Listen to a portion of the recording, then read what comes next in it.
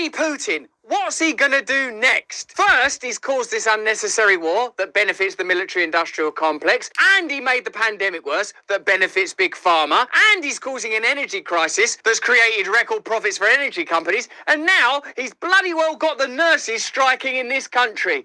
Putin, is there nothing he can't spoil? Hello there, you 6 million awakening wonders. Thanks for joining me on this voyage towards truth and freedom. Within you, there is a great light that is awakening even now, and it's the only thing we have to oppose the coalescing forces that are railing against us. Now, this is a fascinating story. Nurses in the UK, along with a lot of other workers, are going on strike, and a high-ranking minister has publicly stated that these actions play right into the trembly old Parkinson's hands of Vladimir Putin, the monster. I'm obviously not saying that Vladimir Putin is a great guy, or that his attack on Ukraine is anything other than appalling, abominable, and terrible. But you will have noticed that that narrative is being successfully carried by the mainstream media. So we're interested in telling you different truths, giving you different perspectives. That's why it's so important you subscribe right now and turn on the notification bell in case the algorithm turns against us. What I'm asking of you as our viewers and our collaborators, as members of our community, is at this time when energy companies are making record profits from an energy crisis,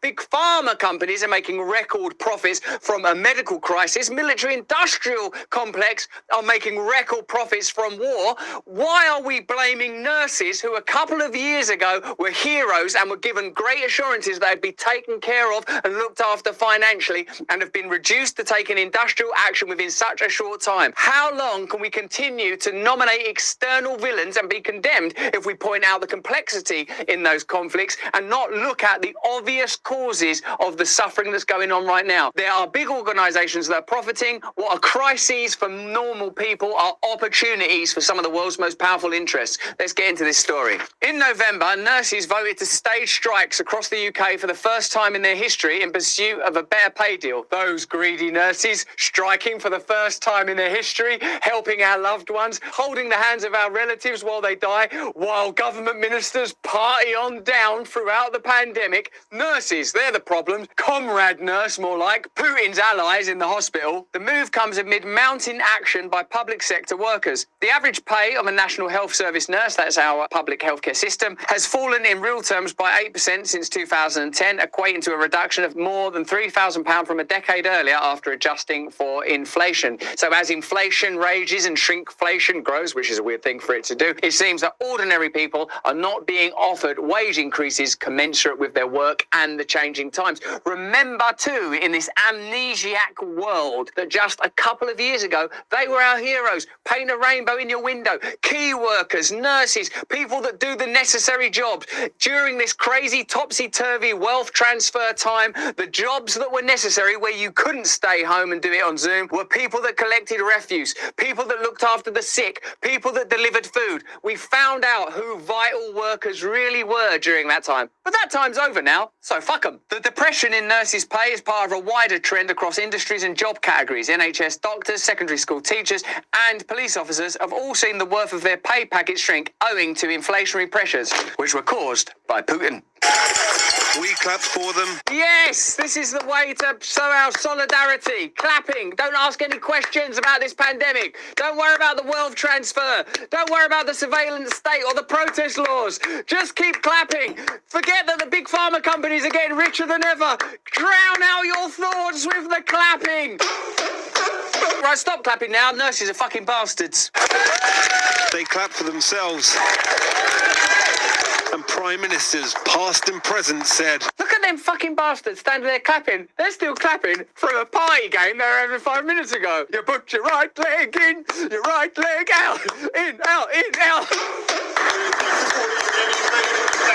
Promising whatever they need. Do you see that we live in a holographic reality where what we're presented through the mainstream media is literally an illusion? That moments ago they were behind that door boogieing on down at their nerd parties that are crap that they were having, while inviting us to believe for a moment that they're part of us, that we have a shared objective, a shared agenda, that we're all in this together. Nothing about this is real. They do not value and respect key workers. They will just use them when it's convenient. They do not care about your opinion or your voice. They do not care about sticking up for the rights of individuals peoples or oppressed minorities. They care about turning ordinary people of all hues, persuasions, religions and creeds against one another so they can continue to centralise power and continue to support an elitist agenda.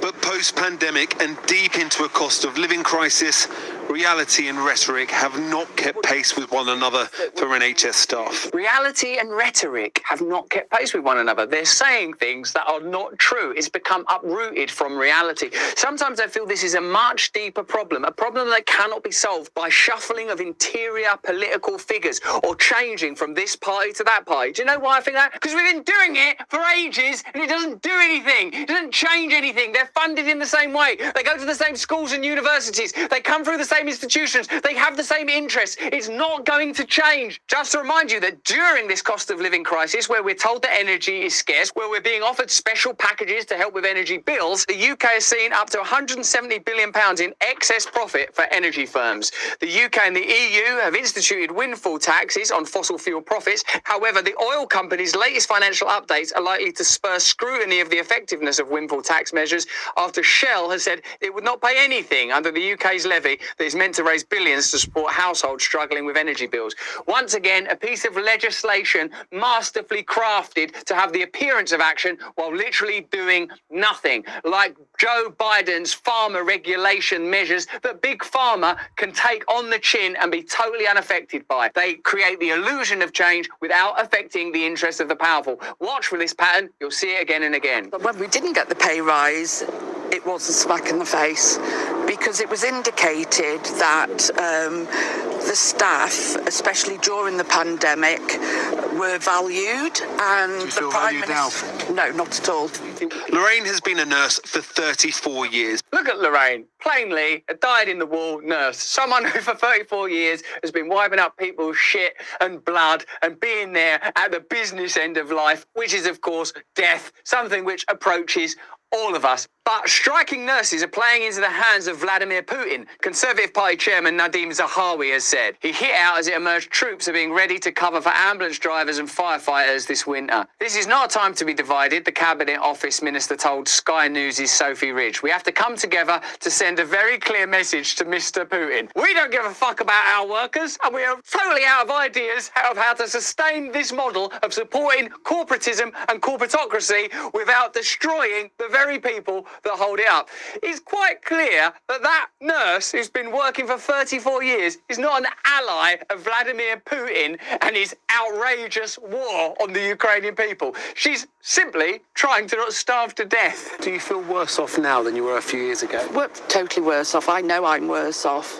For the first time ever, that I really am having to think before I spend. If you were starting out now, would you take this job? No. And that does break my heart because it was something that I wanted to do from a young age. So here's Nadim Zahawi, one of the top brass in the Conservative Party, the governing party in the UK, saying that ordinary nurses like that are essentially collaborators with a dictator.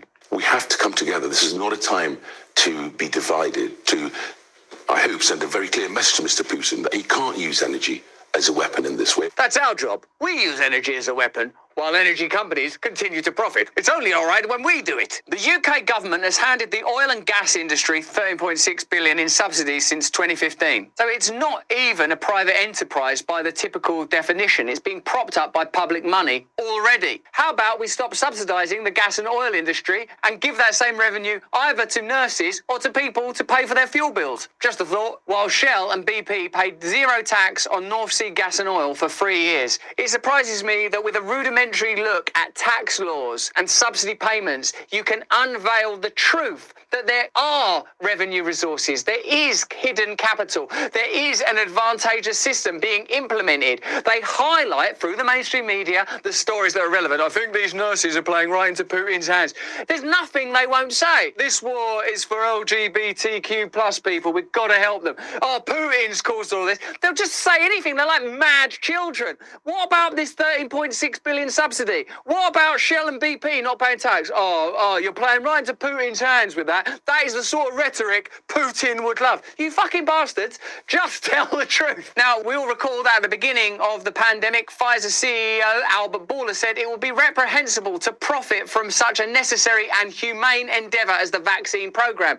But get this. By November 2021, Pfizer had extracted nearly £2 billion in profits from the National Health Service in the UK for its vaccine, more than 6 times the total amount the government has spent on a pay rise for nurses who have worked through the COVID-19 pandemic. Yet another way we could solve this nursing crisis, extracting revenue from profiteering big pharma companies. It's not like there's no solution. Oh no, we're playing into Putin's hands. There are plenty of solutions available. It's just those solutions would interrupt the agenda of powerful interests. So when they tell you there's nothing we can do, the nurses, they're baddies now, we should hate nurses, they're bastards, what they're trying to continually do is obfuscate the truth. That while all this madness, chaos, war, suffering, poverty, energy crisis, cost of living crisis is going on, big business and the corporatocracy are making as much money and sometimes more than ever before. So how can these crises be real? How can they even be called crises when what they really are is, as the Chinese adage would have it, is opportunities? But this is not a story that's confined to the UK, of course, because when you have a globalist agenda, you'll notice similar themes play out across the world. Whether it's agricultural strikes in Sri Lanka, India,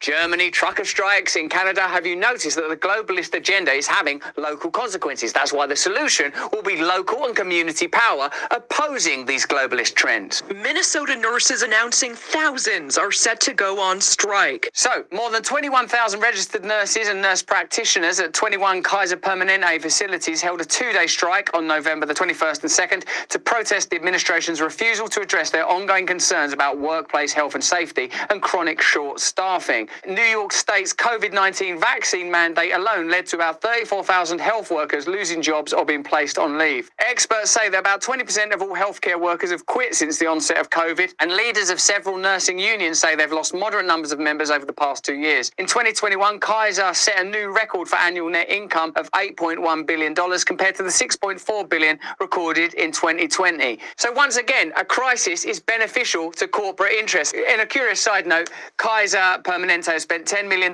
lobbying since 2020. I'm not suggesting that that's had any impact on preferential policies being advanced that allow them to profit perhaps unduly from various healthcare crises. Energy crisis, profit for energy companies. Military crisis, profits for military industrial complex. The medical crisis, profits for private hospitals and profits for big pharma. Are you beginning to understand that what are received and experienced as crisis by ordinary people are advantageous opportunities for powerful elites? A nurse telling News Nation what she wishes more Americans would know about this critical profession. The continuous feelings of isolation and being called healthcare heroes, but then not seeing any of that in return. It's like we're being gaslit on a global scale, told that nurses are the problems, that ordinary Americans are the problems, ordinary Brits, Canadians, French, Senegalese people are the problems, when in fact we're being continually distracted from the centralized power that often benefits most from these various crises. So there you are. Once again, truth is obscured and obfuscated by the agenda of the powerful.